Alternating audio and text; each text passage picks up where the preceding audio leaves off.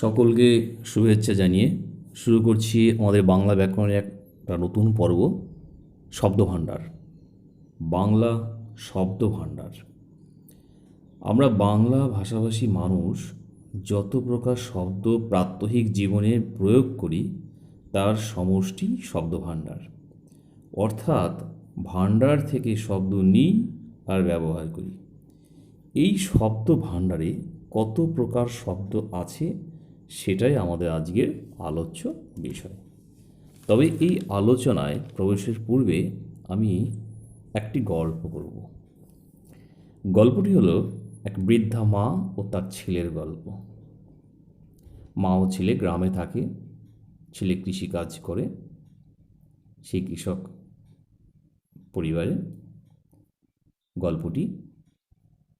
একদিন ছেলে কাজ থেকে এসে, মাঠের থেকে কাজকর্ম এসে মাকে বলল, মা খেতে দাও, ভাত খাও। মা বলল, তুমি বসো, আমি দিচ্ছি। তারপর একটি শাল পাতার থালায় মা গরম ভাত দিল। ছেলে থালার ভাত আঙুল দিয়ে নাড়তে নাড়তে দেখল ভাতের মধ্যে একটা ধানটি ফুলে ভাতের মতো হয়ে গেছে। ছেলে জিজ্ঞাসা করলো, মা ধান কেন? মা বলল, ওই চালের মধ্যে ছিল, চোখে তো ভালো দেখতে পাই না, আসলে ধান থেকে চাল হয়, ওই চালের মধ্যে দু একটা ধান ছিল, বেছেছি, সব বাঁচতে পারেনি, তারই হয়তো একটা ছিল।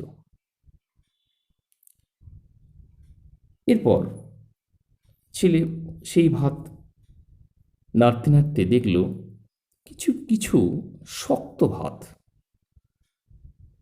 শক্ত ভাত দেখি বলল, মা এই ভাতগুলো শক্ত কেন? দু চারটে ভাত খুব শক্ত, এটা চালও নয় আবার ভাতও নয়।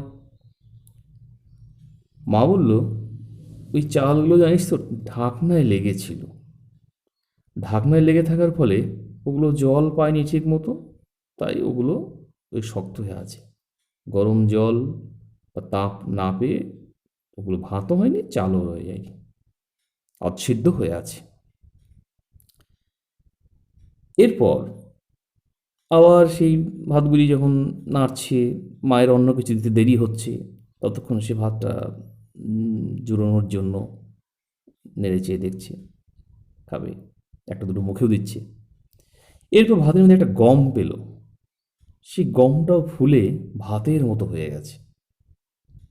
ছেলে আবার জানতে ছিল, মা বলল, মাকে বলল সে যে, মা আর গম কেন? দেখো এই একটা গমের গামলার পাশে এই চালের গামলা ছিল, তো গমের গামলা ঢেলে পড়ে গিয়েছিল, তো চালের সঙ্গে কিছুটা মিশে গেছে, আমি আলাদা করেছি, বেছেছি, সব বাঁচতে পারেনি, তারই দু একটা রয়ে গেছে, তো কিছু হবে না।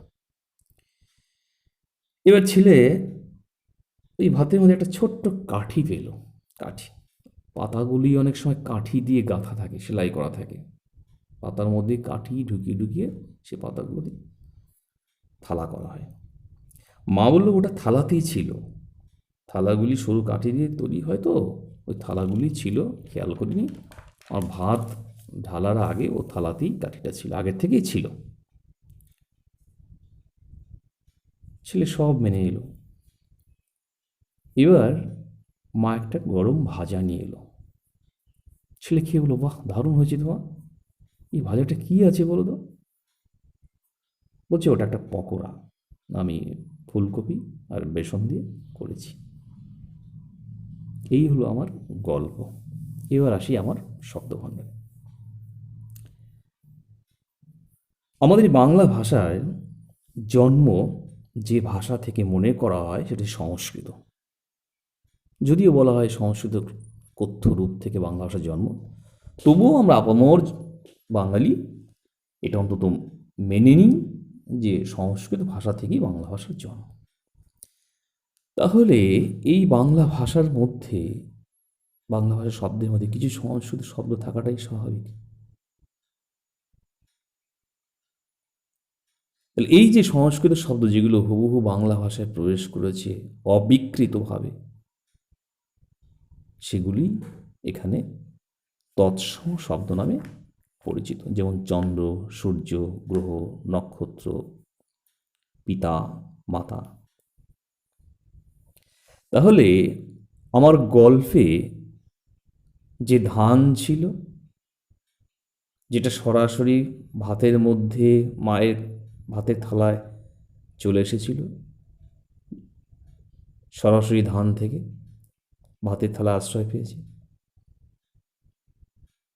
ঠিক একই রকমভাবে যে সকল সংস্কৃত শব্দ সরাসরি বাংলা ভাষায় স্থান পেয়েছে, সেগুলিকে বলা হয় তৎসম শব্দ। এই ভাষার মধ্যে এমন কিছু শব্দ রয়েছে যেগুলো সংস্কৃত রীতি মেনে প্রাকৃতের মধ্যে দিয়ে শুদ্ধ রূপ পেয়েছে।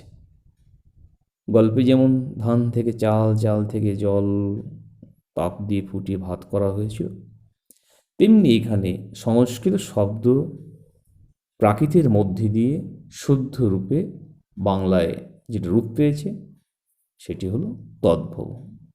যেমন হস্ত থেকে হাত, চন্দ্র থেকে চাঁদ, মস্তক থেকে মাথা। আর সংস্কৃত থেকে পরিবর্তিত হতে গিয়ে যেটা বিকৃত হয়েছে আমাদের বাংলা ভাষায়, সেই বিকৃত শব্দগুলি হচ্ছে অর্ধ তৎসম শব্দ। আমরা গল্পের মধ্যে যেমন পেয়েছিলাম বিকৃত রূপ আধসিদ্ধ ভাত, ঠিক এখানে সংস্কৃত থেকে যে শব্দগুলি বিকৃত হয়ে পরিবর্তিত বাংলা ভাষায় স্থান পেয়েছে সেগুলো হচ্ছে অর্ধ তৎসম শব্দ। যেমন কৃষ্ণ থেকে কেষ্ট, বিষ্ণু থেকে বিষ্টু, নিমন্ত্রণ থেকে নেমন্তন্ন। আর আর্যরা আসার আগে, সংস্কৃত ভাষা তো আর্যরাই নিয়ে এসেছিল, আর্যরা আসার আগেই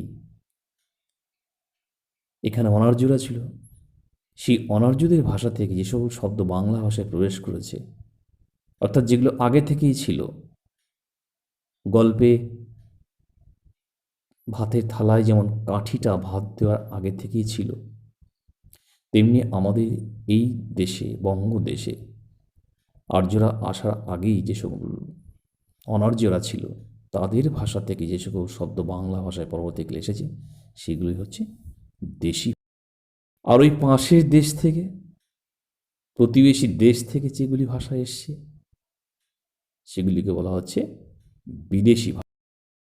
ওখানে যেমন পাশের গামলা থেকে গম এসেছিল, তেমনি আমাদের দেশে এই বাংলা ভাষার মধ্যে ভারতবর্ষের বাইরের বিভিন্ন দেশের ভাষা থেকে যে সকল শব্দ এসেছে, সেগুলিকে বলা হচ্ছে বিদেশি।